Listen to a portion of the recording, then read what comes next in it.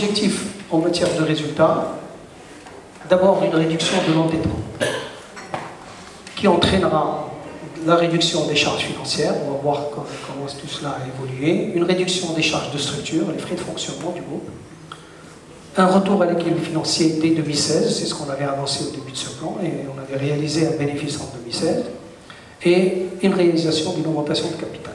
Ce qu'on peut dire aujourd'hui, c'est que le groupe Alliance a mené avec succès son plan de restructuration.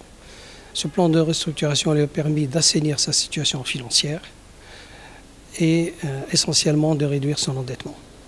L'endettement était de 8,5 milliards en début 2015. Aujourd'hui, à fin 2017, il a déjà baissé de moitié. Il va encore baisser et on sera au 30 juin 2018 autour de 2 milliards 900 millions. Et ça continuera à baisser pour finir l'année autour de 2 milliards. Ce plan de restructuration a permis aussi, bien sûr, c'est la conséquence de la réduction de l'endettement, de réduire les charges financières. Elles étaient de 582 millions en 2015. En 2017, elles sont passées à 170 millions, donc une baisse très très importante, sans pareil. Et on finira l'année 2018 autour de 100 millions de dirhams. Ce plan de restructuration prévoyait aussi une réduction des charges, des charges de fonctionnement. Elles ont été baissées de 50%. Tout ceci, avec la qualité des projets et l'expérience du personnel, permet aujourd'hui au groupe de faire des résultats intéressants.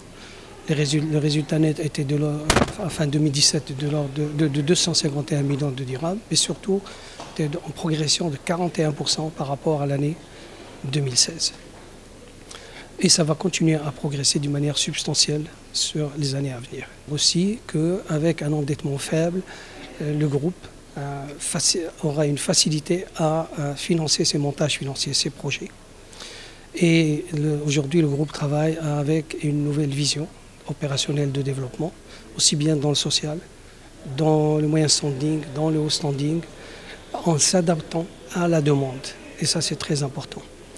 Et en Afrique, le groupe est très sollicité, d'autant plus qu'il vient de livrer des projets en Côte d'Ivoire et au Cameroun.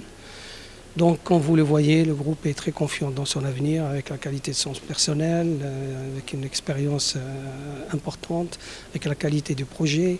Nous sommes très confiants et nous pensons que le groupe va continuer à progresser d'une manière très très importante. La perspective de 2018, comme je l'ai annoncé, c'est de continuer à progresser, aussi bien en termes de chiffre d'affaires qu'en termes de résultats. Et cette progression permettra au groupe de consolider définitivement ces fondamentaux. Ce qui a été livré en Côte d'Ivoire, c'est une première tranche d'un projet, c'est à peu près 640 logements. Et nous avons entamé une deuxième tranche. Et au Cameroun, on est en train de réaliser, pour livrer cette année-là, 8 hôpitaux dans différentes régions du pays. On est en train de réhabiliter 3 CHU et avec chaque hôpital, il y a un projet de logement qui est autour de 150 à 200 logements par hôpital.